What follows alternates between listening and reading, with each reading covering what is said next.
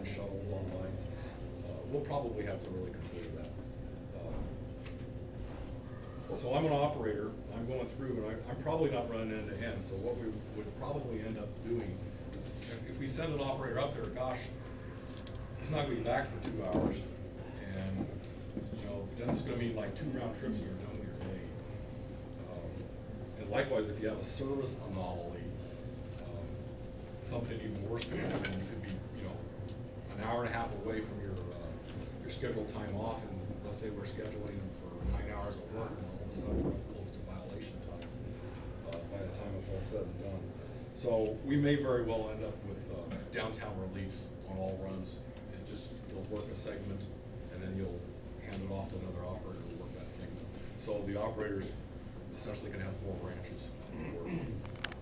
But then again, we may not. So you know, that's kind of the way I see it right now. Anyway, which leads us to one more thing that I've kind of opened up to questions. The green line and the green line and the Crenshaw line. Just when we thought it was safe to try this regional connector thing, we're going to actually do the same thing out in the airport area. The potential is, let's say something happens, we get an LAX stub terminal right there by Terminal 1 or something like that. Or even, I've heard rumors the last week or so, Bart, you probably know more about this than I do, of the coastal alignment starting to go back into discussion phase. And we get down to Torrance. All of a sudden, we have operating scenarios up there because we'll have to make some decisions, because we certainly can't have the green line bifurcated down into Torrance and into LAX. It's probably just asking too much, because there's just going to be too many trains going through this short little segment. Because what we'll have is a mini regional connector in the space of about 1.5 miles from aviation up to Century and Aviation Station. And so we've created the same exact thing that we have downtown out here at LAX, only even with tighter parameters. And it will also get flat junction out at aviation on the green line. So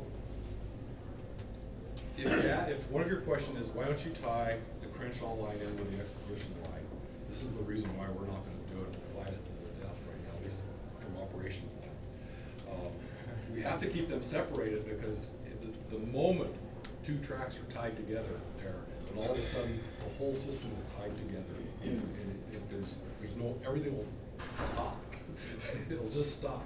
So we're going to keep them separate and keep a transfer connection there at Crenshaw. You know, and that might lead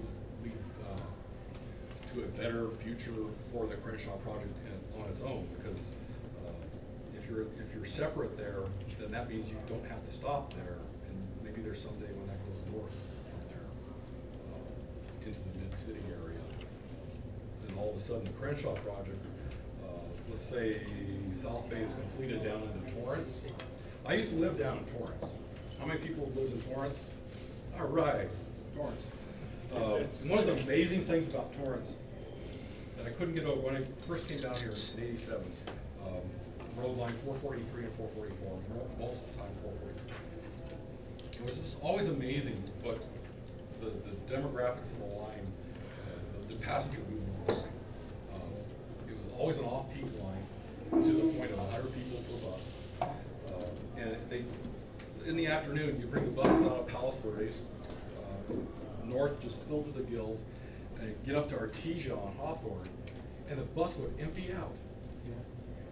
And every last person on that bus walks a block and a half up to line 40, and you all get right back on the bus. And you know where line 40 is going? It's basically where Crenshaw is being built. So, and that happens in the morning in the exact reverse direction. This little Crenshaw project it's really kind of hard to justify in a lot of operational ways, could really be